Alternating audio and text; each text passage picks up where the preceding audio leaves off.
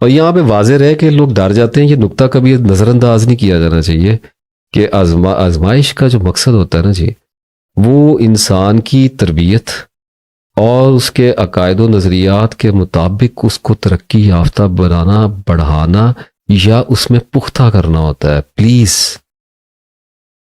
रुकें, मैं रिपीट नहीं कर सकता, मैं बोल रहा हूं, आप इसको एक बार रिपीट करके सुन लीजिएगा। जैसे काफिर को हर आने वाली जो आजमाइश होती है ना, वो उसके कुफर में मजीद पुख्ता करती है, अजाब है उसके लिए, और उलझन खाएगा और नफरत खाएगा और अपने कुफर में सख्त होता चला जाएगा। वो कहेगा अच्छा मैं तो पहले ही कहता था नहीं है, ये देखो मेरा बच्चा मार दिया और पक्का हो गया। अब तो पर्सनल ग्राज भी आ गया ना बीच में। लेकिन जो मोमिन होता है, जो मुसलमान होता है, ईमान वाला होता है, उसके ईमान को पुख्ता करने के लिए आती है, उसकी तरबियत के लिए आती है, मिजाज में इसलाह के लिए आया करती है। एजुकेशन का सिस्टम है अल्लाह ताला का। इस पे करता हूँ, बहुत जल्दी गुफ्तगू करता हूँ इंशाल्लाह ताला। लिस्ट बनाई है, उसमें डाली जा रहा हूँ, पता नहीं कब करनी है मैंने, मेरा अपना नहीं पता लगता। और अगर कोई कहता है ना कि अभी आ जाते हैं ऐसे कमेंट कभी कभी कि जी वो माज अल्लाह, अल्लाह को हमारी खुशियों से क्या मसला है, अगर हम खुश होते हैं तो अल्लाह ने ये हमारे अंदर दी है मोहब्बतें, तो वो मुसलमानी से निकल जाए बाहर, फिर वो हदायत की दुआएं ना मांगा करे, आज़ाद हो जाए। और फिर ना ना वो कह दे कि जी मैंने तो बस दुनिया के लिए जीना था, अपने बीवी बच्चों के लिए जीना था। और फिर अगर इतना करके भी ये इसके बाद भी अगर उसे लगता है कि वो मसाइब से, बीमारियों से, मुश्किलात से, आजमाइशों से आज़ाद हो जाएगा, तो करके देख ले। नहीं किया जाएगा तो ईमान, faith, at the end faith is all we have. Logical है, अल्लाह करे इस वक्त जितना लॉजिकल दिख रहा है ना उतना दिख जाए। वजह ये है, रास्ता ही कोई नहीं बचा हुआ, इतना सामने पड़ा हुआ है। और वो सबक, लेसन, मिसाल लेना चाहेंगे, मेरी लगनी है। लाता हूँ एक मिसाल। मेरी बच्ची है जी, सबसे छोटी, आमना उसका नाम है। असल में मुझे हंसी इसलिए आई कि मैंने सोचा कि ये छोड़ दूं और एडिट में कट कर दूंगा, फिर आगे से जोड़ता हूँ, लेकिन अब निकल गया मुंह से, तो ज़रा बड़े अरसे के बाद हाजिरी हुई है तो ज़रा राज की होनी चाहिए। कुछ बच्चे होते हैं ना जिनको चोकिंग होने लग जाती है, उनके गले में अक्सर चीज़ें पर सांस रुक जाया करता है। कुछ बच्चे ऐसे होते हैं जो प्रोन टू चोक होते हैं। वो बच्ची भी उनमें से थी, लेकिन ज़्यादा चोकिंग कभी की नहीं उसने। एक दो दफ़ा ऐसे उसके गले में कुछ ऐसे लगा, खांसी है, रोते हुए उसका सांस रुक जाया करता था, इस किस्म का एक दो हुए, लेकिन हमने ज़्यादा तवज्जो दी थी, बच्चों पे अक्सर ये चीज़ें होती रहती हैं। तो खैर वो बड़ी होगी, 2 ढाई की होगी शायद, या 2.25 की होगी। मेरी वालदा हयात थी, अल्लाह उनको जन्नत में आला मुकाम अता फरमाए। तो बैठे हुए थे, मैं शाम को आया ऑफिस से, तो बीवी बच्चे और अम्मी बैठे हुए थे, तो कुछ खाते होते थे, चाय वाय पीते थे अम्मी के साथ बैठ के। तो बैठे, तो अब वो बच्ची जो थी ना आमना, उसको एक कुर्सी पे बिठाया हुआ अलग से, और बाकी मेरी बेटियां बैठी हैं, मेरी बीवी बैठी, मैं और मेरी वालदा बैठे। तो हम कुछ खा रहे थे, साथ चाय पी रहे थे, गपशप लग रही थी, वैसे ही नॉर्मल जैसे फैमिली एक गैदरिंग एंजॉय हो रही होती है। That was very good time. और वो बच्ची क्या कर रही थी कि वो ब्रेड का पीस खा रही थी। उसकी माँ ने उसको पकड़ाया हुआ था ब्रेड का पीस, को जैम शैम लगा हुआ था शायद, इफ आई रिमेंबर करेक्टली। तो वो खा रही थी, और उसके साथ वो कुछ हरकतें ऐसी कर रही थी जिससे हम सबको हंसी बहुत आ रही थी, और वो हमें हंसता हुआ देख के और हंस रही थी, और इस तरह की हरकतें कर रही थी। और ब्रेड उसके मुंह में फंसी हुई, वो उसे मुंह में दबाई हुई, और वो कभी आंखें खोल रही है, कभी ऐसे गर्दन करे, और कभी जो बच्चे करते हैं। और खुद मेरी अपनी हंसी भी नहीं रुक रही थी। अच्छा, इस हंसी के दौरान में मैं 3 दफ़ा अपनी बीवी को कह बैठा कि अल्लाह की बंदी, इसके मुंह से ब्रेड निकाल लो, ये चोक हो जाती होती है, मुझे थोड़ा सा इसका तरद्दुद हो रहा है। तो उसने कहा नहीं नहीं कोई बात नहीं, अब खा लेती है। मेरी वालदा ने भी मेरे कंधे पर कहा छड़ नासर, तेन की है मसला, कोई नहीं, खान दे, खा लेंदे। मैंने फिर 5-6 मिनट के बाद कहा कि इसको निकाल लो, किसी ने नहीं सुनी मेरी बात। फिर तीसरी दफ़ा मुझे याद पड़ता है, मैंने कहा यार ब्रेड निकाल के कोई और चीज़ इसको दे दो, इसके गले में ना फंस जाएगी, इतना बड़ा पीस इसने मुंह में डाला हुआ है, तो आधा अंदर है आधा बाहर है। वो कहा कोई नहीं कोई नहीं, खैर है, जैसे होती हैं घर की औरतें। अच्छा, इतनी देर में कोई अम्मी के साथ बात होने लग गई, हमारा ध्यान बटा, तो अचानक मेरी कोई बेटी बोली है कि बाबा आमना को क्या हो गया। अच्छा, वो इधर मेरे बैठी हुई थी, तो मैंने अचानक ऐसे देखा तो उसका रंग जो था वो नीला और आंखें उसकी बंद हो रही थी, और वो बिल्कुल उसका सर जो था वो कुर्सी की पुश्त के साथ लग रहा था, और वो उस लम्हे तो होश भी नहीं आई, और सलब हो गया वो सारा कुछ जो अभी आपको कहा है। इसलिए कहा कि पहले पढ़ना होता है, और बता भी इसलिए रहा हूँ कि मैंने उस वक्त नहीं पढ़ा। माउफ होगी ना अकल, तो फिर बेशक आप केयरफुल भी हो ना तो नज़रें लग जाया करती हैं। अल्लाह का कलाम ना हो तो इंसान कैसे बच सकता है, अपनी अकल से कैसे बचेगा। खैर, वो अब मैं तो अभी देख ही रहा हूँ, तो इतनी देर में ये सब कुछ कुछ लम्हात में ही हुआ है। तो मेरी बीवी ने अचानक जो है वो चीख मार के उठी, उसने कहा कि आमना को सांस नहीं आ रहा। और मैंने फिर उसे देखा और एकदम पैरालाइज हो गया मैं।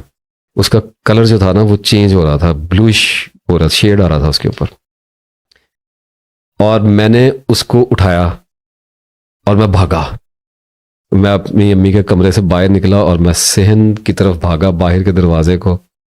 और मुझे नाम भूल गया अपना, सब भूल गया, दुनिया क्या है, किधर हुआ है, सब कुछ क्या हो रहा है, मुझे कुछ भी याद नहीं रहा। मैं फिर मुड़ा और मैंने अपनी बीवी की तरफ देखा और वो नंगे पांव भागती हुई आ रही थी। और मैं फिर भागा और मैं गली में निकला नंगे पांव, और मैं भागा। और मैंने अपनी बच्ची को अपने इधर शोल्डर से लगाया हुआ था और उसकी कमर पे जोर जोर से हाथ मार रहा था, और आमना आमना कह रहा था मैं बार बार। और मुझे बार बार ये था कि इसको सांस नहीं आ रहा, और मुझे उसका चेहरा देखने की जरूरत नहीं हो रही थी।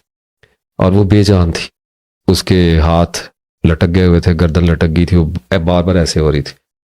और मेरे बिल्कुल 2 गलियां छोड़ के एक चाइल्ड स्पेशलिस्ट बैठते हैं बड़े पुराने, मैं उनकी तरफ भाग रहा था। और मेरे पीछे मेरी बीवी नंगे पांव भाग रही थी, उसके पीछे मेरी बच्चियां भाग रही थी। और मेरी वालदा दरवाजे में खड़े होके मेरे कानों में, अब तो अकल वापस आ गई थी ना तो याद आ जाता, उस वक्त तो कुछ भी सुझाई नहीं दे रहा था। तो मेरी अम्मी फ़ोन किसी को मिला रही थी और कह रही थी कि जल्दी पहुंचे, शायद भाई था या अब्बू थे। ऊंची ऊंची, अल्लाह खैर करे, अल्लाह खैर। वह भाग रहा था, और जब मैं 2 मिनट का रास्ता था, 1 मिनट का होगा, और जब मैं हॉस्पिटल के वो चाइल्ड स्पेशलिस्ट के क्लिनिक से अपनी गली से निकला हूं और यूं समझिए कि मुझे दिखाई देगा कि ये सामने है, तो ऐन उस वक्त एक हैबतनाक ख्याल जो है वो मेरे शऊर में दाखिल हुआ, और मुझे ऐसे लगा कि शऊर जो है वो एक कपड़े का पर्दा है और उसके अंदर एक छोटा सा सुराख है, या यूं समझिए कि थोड़ा सा कुतरा हुआ है कपड़े को, जहां से जर्रा जर्रा ख्याल उतरते हैं यहां पे। और ये अंदाजा मुझे उस दिन हुआ कि ये, मुझे ऐसा लगा जैसे बहुत छोटा सा एक जगह है, और अंदाजा इसलिए हुआ कि एक हैबतनाक ख्याल इतना बड़ा, एक गोला उस सुराख में से गुजरने शुरू हुआ।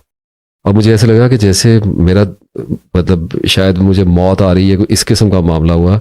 वो ख्याल ये था कि योर डॉटर इज नो मोर, ले ली हमने। अल्लाह अकबर। और पाँव जेली लेग्स हो गए, मैं भागा। और जब ये ख्याल उतरा है ना, तो ये ऐसे जैसे लोहे का कोई गोला होता है ना, और आम ख्याल मुझे ऐसे लगे जैसे वो तो हवा की तरह आ रहे होते हैं, झोंकों की तरह आ रहे होते हैं, बारिश के कतरों की तरह आ रहे होते हैं। तो लोहे का गोला इस छोटे से पर्दे को फाड़ के नीचे उतर रहा है। और उस वक्त मेरे मुंह से अल्लाह निकला, अल्लाह अकबर कबीरा, ला हौला वला कुव्वता इल्ला बिल्लाह, इन्ना लिल्लाहि व इन्ना इलैहि राजिऊन। और जो भी निकला सो निकला, निकलना शुरू हो गया। वो जो माउफ हो रखा था, वो जो सल्ब हो रखा था, वो जो उस वक्त नजर लग रखी थी, वो खुलना शुरू हो गया। और मैं भागा, और मैं जब उस क्लिनिक में दाखिल हुआ तो पेशेंट बैठे हुए थे, और हम जाते रहते हैं कभी कभार बच्चों को चेक कराने, तो मैं भागा सीधा। और इमरजेंसी में उन्होंने एक फर्स्ट एड के लिए एक रूम बनाया हुआ, मुझे उस रूम का पता था, डॉक्टर का क्लिनिक इस तरफ को था, मैं सीधा भागा और मैंने नर्सिस को आवाज़ दी कि डॉक्टर को बुलाओ, मेरी बच्ची की जान निकल रही है, इसको सांस नहीं आ रहा, 5 मिनट हो गए हैं। और वो एकदम 2 नर्सें भागी और सब मतलब एकदम हड़बड़ मच गई। और मैं गया और मैंने बच्ची को लिटाया और एक नर्स मुझे पीछे से कह रही पीछे हटे, हमें देखने दें। और मैं उठ के जब खड़ा हुआ और मैंने अपनी बच्ची का चेहरा देखा तो मैं आपको सच बताता हूँ, वहां पे जिंदगी की कोई रमक बाकी नहीं थी। मैं रूहानी बात नहीं कर रहा, मैं ये नहीं कह रहा ऐसे हो गया वैसे हो गया, लाइफ अंदर होती है, लेकिन उसकी एक स्टेजेस होती हैं। उसका चेहरा मुकम्मल तौर पे स्याही मायल हो चुका था और उसके हाथ ऐसे सीधे मुड़े हुए थे और उसकी गर्दन एक तरफ को ढलकी हुई थी और वहां पे कुछ भी नहीं था। वो मेरी बच्ची नहीं थी।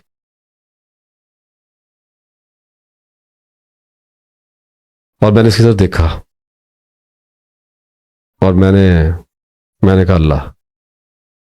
और उस नर्स ने उसके अभी हाथ को पकड़ा है तो एकदम वो जो ब्लैक शेडो था वो ऐसे वापस मुड़ना शुरू हुआ। मैंने देखा जाता हुआ वो, ये मैंने 2 बार पहले भी, एक बार इससे पहले और एक बार इसके बाद लोगों के चेहरों पे आता हुआ देखा है।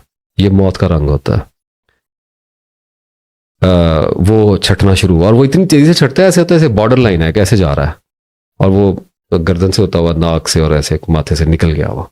और उसके बाद नीला रंग आया और वो निकल गया और एकदम बच्ची को खांसी आई, उसे चोक हुई। वो उसके वो कोई ब्रेड थी, उसने फौरन उसका मुंह खोला, उसमें डाल के उसमें से निकाल के बाहर फेंकी। और उसने मुझे कहा आप लोग बेवकूफ़ हैं, आपकी बच्ची गले में फंसा हुआ था, आप देख तो लेते। मुझे तो बोलने की सकत ही नहीं थी। वो सारे पहुंच गए पीछे और खैर अगले 1 मिनट के बाद मैं अपनी बच्ची को वहां से लेकर निकल आया और वो हंसती हुई आ रही थी। थोड़ी देर वो 1-2 मिनट सदमे में रही है, गुमसुम रही है। उसके बाद हमने उसको हंसाया तो वो थोड़ा सा नॉर्मल हो गई। तो फिर ऐसे भी लग जाती है।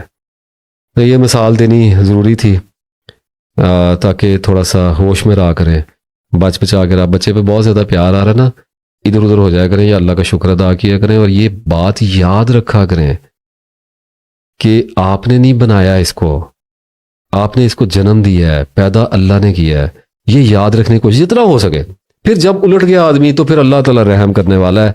वो नहीं, जब अकल माऊफ होगी तो फिर मुकद्दर में लिखी होती है। सिर्फ बात जो होती है वो बीज की तरह होती है, जब चली जाती है ना दिल में, वो खुदा जाने कब कब किस किस जगह पे जिसने सुननी है उसके कहाँ कहाँ पे काम आ जानी है। तो अल्लाह ताला पे अच्छा गुमान रखना चाहिए।